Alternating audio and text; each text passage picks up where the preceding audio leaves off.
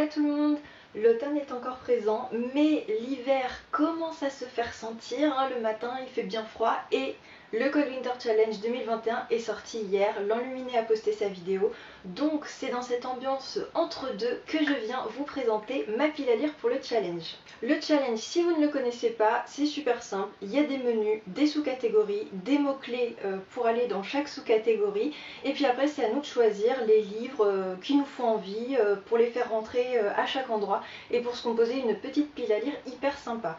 C'est un challenge qui existe depuis plusieurs années maintenant, qui a été repris par 3 blogueuses youtubeuses en tout, et depuis l'année dernière c'est l'Enluminé. Donc je vous laisse sa vidéo en barre d'infos si vous voulez avoir plus d'informations.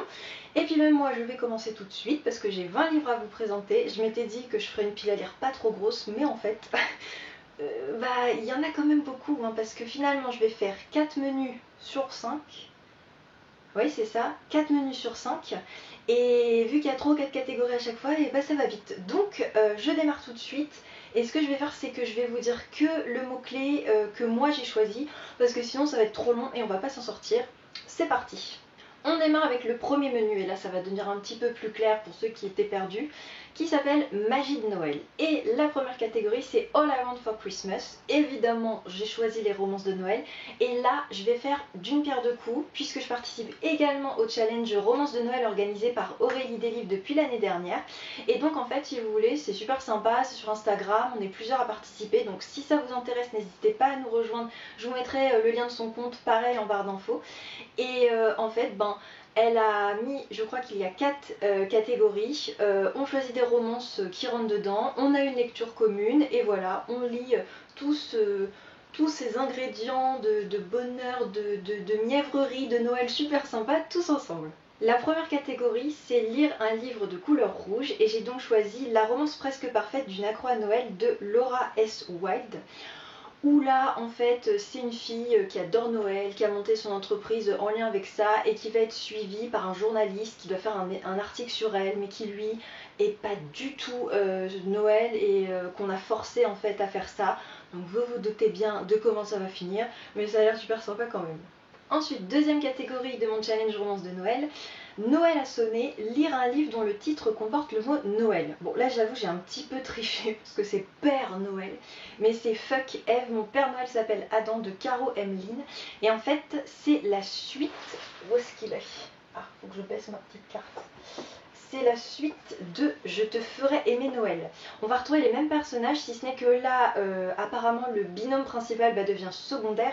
Et c'est un personnage féminin secondaire de celui-là qui devient principal dans celui-ci. Je sais pas si c'est très clair, mais franchement j'avais beaucoup aimé, et du coup il me tarde de découvrir la suite. Troisième catégorie, gourmandise et lecture, lire un livre qui évoque la cuisine de Noël. Et alors là j'ai choisi, c'était évident, Pomme d'amour au marché de Noël de Heidi Swain, je ne sais pas comment on prononce. Franchement cette couverture est trop mignonne.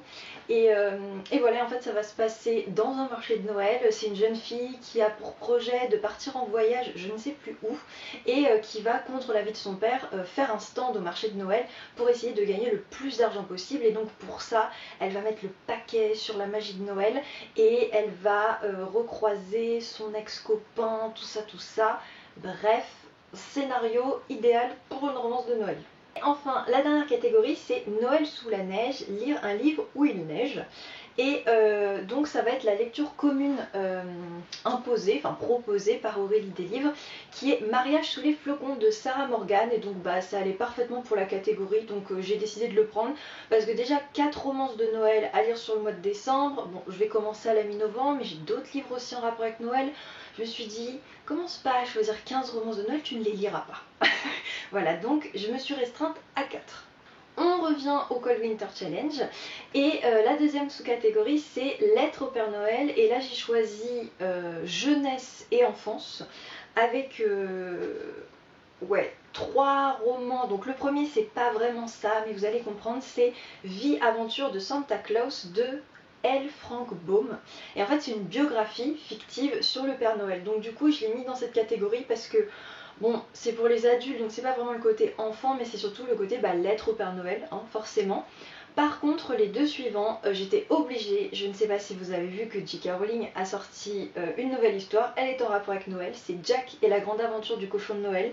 Et donc là, j'étais obligée quoi, le mot-clé enfance, ça a l'air super mignon, il me fait de l'œil depuis qu'il est arrivé au magasin et j'ai vraiment super hâte de découvrir cette histoire.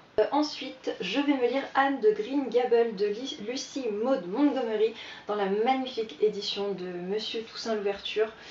Voilà, en fait j'ai commencé par le tome 2 parce que celui-ci est quasi introuvable et en fait j'ai adoré et on peut clairement les lire indépendamment. Bon, on se spoil un petit peu mais c'est pas dingue parce que là en fait c'est l'enfance du personnage principal, donc Anne, et dans le deuxième c'est son début de vie d'adulte, donc en fait c'est pas... Voilà, ça change pas grand chose mais franchement c'est magnifique quoi. Dedans, je sais pas si vous voyez mais en fait c'est pailleté et même le livre en fait, je sais pas si vous verrez mais ça brille et... Voilà, c'est magnifique et ça va être vraiment trop mignon à lire. Et la troisième catégorie, c'est Danse de la Fée Dragée. J'ai choisi 2 romans de fantasy. Le premier, ça doit faire 2 ans que je suis en mode je vais le lire, mais en fait, je veux pas finir la trilogie, donc c'est pour ça. C'est Le Puits des Mémoires, le tome 3 de Gabriel Katz, Les Terres de Cristal. C'est clairement ma première vraie trilogie fantasy, même mon premier livre, hein, le tome 1 fantasy que j'ai lu dans ma vie. J'ai adoré. Après, c'est pas de la fantaisie pure et dure en mode énormément de créatures, un univers ultra développé, mais en fait, c'est de la fantaisie très efficace. Voilà. Il y a pas mal d'humour, énormément de suspense. Enfin, Gabriel Katz, il a vraiment créé une histoire dingue et apparemment, c'est rien à côté d'Aeternia. Donc, franchement, Aeternia, je pense que c'est là. mais voilà, je me dis que bon, il va quand même falloir que je me décide. Et en plus, ça se passe. Dans un endroit où il y a beaucoup de neige et de glace. Donc en fait j'attends chaque hiver et à chaque fois je suis là non, non l'année prochaine. Mais non, là il faut quand même que je me décide.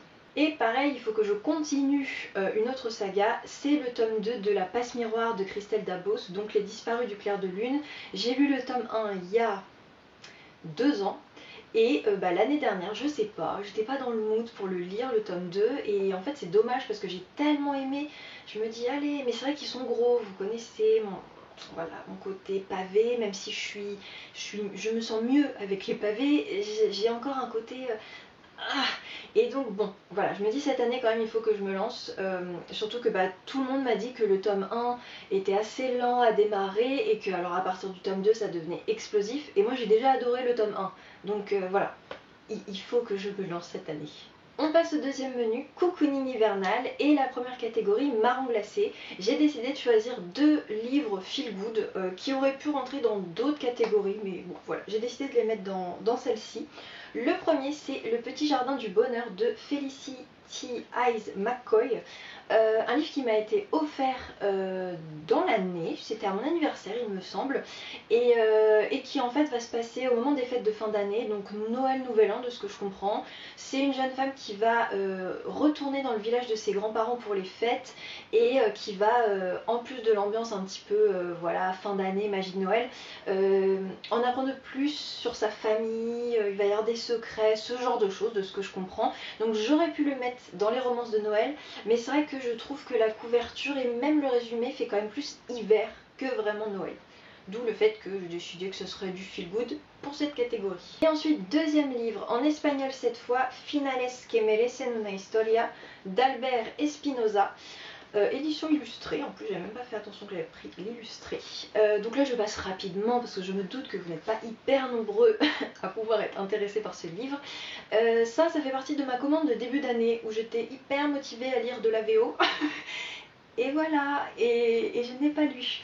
Et je vais reprendre l'année prochaine, hein, voilà, parce que je vous avais fait une vidéo motivons-nous, lisons en VO. Échec total. Voilà, donc ce livre il a l'air super bien. En fait ça va être des petits contes un petit peu en mode développement personnel, donc j'ai pas tout à fait compris le concept parce qu'il n'y a qu'une phrase derrière, mais j'ai l'impression qu'en gros l'auteur il va partir plutôt d'une fin de petits contes et qui va développer un peu l'histoire, voilà, mais je suis pas sûre, donc je vous en parlerai bientôt je pense dans une vidéo spéciale livre espagnol. Deuxième catégorie, bonhomme en pain d'épices, j'ai choisi LGBTQ+. Je ne sais jamais s'il faut le dire en anglais ou en français. Et donc là, je ne vais pas l'avoir lu pour le Pumpkin Autumn Challenge, mais je savais en fait que la thématique revenait également dans le challenge d'hiver. Donc c'est pour ça que je me suis dit c'est pas grave, je le décale. C'est Heartstopper. Le tome 1 de Alice Oseman, qui est en fait un roman graphique qui va nous raconter l'histoire d'amour de deux jeunes adolescents garçons. Il y a 4 tomes il me semble, et je vous avoue que franchement j'hésite même à me les prendre en anglais, parce que là je me suis rendu compte avec une lecture pour mon challenge d'automne que c'était quand même pas mal pour lire de la VO de prendre des romans graphiques. Donc voilà, ça a l'air quand même relativement facile à lire, donc je pense que je me le prendrai en anglais et je vous dirai du coup si c'est facile à lire ou pas. Pour la catégorie vitrine de Noël, là c'est tout ce qui va être album, BD, manga, roman illustré. Et donc moi j'ai choisi une BD Madeleine de Proust. C'est le nouvel album des Schtroumpfs qui est parfait pour la thématique que j'aurai à Noël, je vais la demander. Les Schtroumpfs et la tempête blanche. Voilà, je pense qu'on ne peut pas faire plus dans le thème. C'est vraiment ma BD d'enfance. Vous ne les voyez pas mais ils sont juste sous moi, je les ai tous. Et voilà, j'ai eu tous les jouets, les Schtroumpfs, c'était ma vie. On passe au 3e menu, hiver sombre, et je rentre pleinement dans cette thématique parce que je sais pas trop si ça va se voir à l'écran, mais là la luminosité, on est en train de me perdre. Voilà, j'ai eu beau allumer mes lumières, c'est voilà, vive l'automne, hein. Et donc j'espère que vous me voyez bien quand même. Et donc pour cet hiver sombre, première catégorie, c'est Stalactite ensanglantée. Et j'ai décidé de lire Mort sur le Transsibérien de C.J. Farrington. Je vous renvoie à ma vidéo des nouveautés du mois de novembre pour en savoir plus parce que je vous le présentais dedans. Et comme c'est clairement ma vidéo de la semaine dernière, bon je vais pas me répéter. Voilà, surtout que je vous avais bien développé de quoi ça parlait, mais franchement ça a l'air super bien. Bon j'ai pas précisé, hein, mais du coup j'ai choisi le mot-clé thriller. Voilà, thriller soft, mais thriller quand même. Deuxième catégorie, Père Fouettard. Alors là, j'y suis allée comme ça, hein, parce que j'ai choisi Forces obscures. Et j'ai cassé dedans Harry Potter et le prisonnier d'Azkaban de J.K. Rowling, parce que je me suis dit, Voldemort, Forces obscures, hein, voilà, et en plus à partir du 3, c'est là où ça commence vraiment à arriver. C'est le côté sombre, je trouvais pas très présent dans les 2 premiers, mais à partir du 3, normalement, ça arrive. Donc je trouvais que ça allait très bien, et là j'ai décidé de tenter de lire un Harry Potter par saison. Donc j'en ai lu un cet automne. Bon, j'aurais voulu lire celui-là également parce que c'est le dernier petit. J'ai pas pu, voilà, donc on verra. Aurais-je la foi de lire La Coupe de Feu également? On ne sait pas, mais déjà si celui-ci est lu, ce sera très bien. Et enfin, dernière catégorie de ce menu, un chalet sous la neige. J'ai choisi le mot-clé huis clos avec un recueil qui vient de sortir d'Agatha Christie qui s'appelle Sous la glace, 12 petits meurtres à lire au coin du feu. Normalement, Agatha Christie, c'est quand même la reine du huis clos. J'ai hésité parce que j'aimerais beaucoup lire Le Crime de l'Orient Express, mais c'est vrai que ça fait très envie quand même, hein, cette couverture. Voilà, et en plus, ça me permettrait de découvrir d'autres héros que Hercule Poirot, puisque là, ils sont plusieurs dedans en fait. Alors je sais que ces nouvelles sont normalement pas aussi bonnes que ces romans, mais justement, voilà, j'ai déjà lu là 2 romans, j'aimerais bien me confronter un petit peu à ces nouvelles. On passe au 4e et dernier menu, Marcher dans la neige, avec la première catégorie pôle Nord. Donc là, c'est un mélange des 3 mots-clés, c'est-à-dire froid, pays froid et hiver. Voilà, donc j'ai choisi Briser en nous la mer gelée d'Eric Orsena. Il me tente depuis qu'il est sorti, donc en grand format, c'était milieu d'année dernière il me semble, et j'ai attendu avec impatience qu'il sorte en poche parce qu'il est idéal pour le Cold Winter Challenge. En plus Eric Orsena, il écrit magnifiquement bien. En fait ça va être une histoire d'amour un peu à l'envers, c'est-à-dire que ça démarre, les 2 personnages principaux divorcent, et en fait de ce que je comprends, je pense que ça vient plutôt de lui, l'homme il va tenter de reconquérir sa femme. Ils vont partir en voyage sur je crois un bateau au fin fond de l'Antarctique, un truc comme ça, pour essayer un peu de se retrouver, et ça a l'air super beau. Et du coup je reste dans le côté histoire d'amour dans le froid, puisque je vais aussi lire, enfin j'aimerais, La Félicité du loup de Paolo Cognetti. Donc ça c'est rentrée littéraire là de cette année. Je vous l'avais présenté d'ailleurs dans ma vidéo, et voilà, je vous avais dit que je me le garderais pour le Cold Winter Challenge. Là on va être en altitude, dans un chalet en pleine saison à la montagne, et on a un homme et une femme qui vont tomber amoureux, s'aimer le temps de la saison et qui après vont reprendre leur route chacun de leur côté, mais pas vraiment parce qu'il s'est quand même passé quelque chose entre eux et on va voir si il va se passer quelque chose ou pas. Et la montagne apparemment est un personnage à part entière, d'où le fait que c'est idéal pour le Cold Winter Challenge. Deuxième catégorie, pôle sud. Voilà, on fait pôle nord, pôle sud. Là, c'est plutôt cheminement personnel avec alors un livre en espagnol mais qui existe en français. C'est Más allá del invierno d'Isabel Allende. Donc en français, c'est Plus loin que l'hiver. Là, on va être à New York. La plus grosse tempête de neige que la ville n'ait jamais connue va s'abattre. Et on va suivre trois personnages qui en fait vont se rencontrer à cause d'un accident de voiture. Et apparemment, alors je crois que ça va durer une nuit, ou en tout cas quelques jours, en plein cœur de cette tempête, va les changer à jamais. D'où ce côté, voilà, je me suis dit que ça pouvait aller avec la thématique. Et enfin, je termine cette pile à lire avec la catégorie forêt enneigée. J'ai choisi, comme l'année dernière, le mot-clé animaux, avec Croc Blanc de Jack London, parce que en fait, je me le suis acheté l'année dernière et mais je ne l'avais pas lu. Voilà, donc classique, clairement, de la littérature anglophone. Classique également pour l'hiver, donc en plus, il est tout petit, donc j'espère vraiment pouvoir me lancer cette année. Du coup, pour ceux qui connaissent un petit peu le challenge, vous l'avez compris, je ne fais pas le menu bonus parce que tout simplement, je n'ai aucun livre, que ce soit dans ma pile à lire ou dans ma wishlist, qui rentre dans les catégories et je me suis dit que déjà avec 4 menus et les 20 livres que j'ai de quoi faire. Mais l'année dernière, j'avais pas fait ça. Le menu bonus m'avait servi à switcher avec un autre. Donc voilà, les années se suivent mais ne se ressemblent pas. Voilà, cette présentation est terminée et il est grand temps que je m'arrête parce que je sens que vraiment, niveau luminosité, on me perd. Donc, je vais vous laisser là. N'hésitez pas à me dire si vous participez au challenge, si vous avez fait votre pile à lire, quels sont les livres que vous voulez absolument lire cet hiver. Et n'hésitez pas non plus à me dire si dans ce que je vous ai présenté, on a des livres en commun. Ça me ferait très plaisir de faire des lectures communes avec vous. Voilà, et bien écoutez, sur ce, je vous dis à très vite dans une prochaine vidéo. Hasta luego!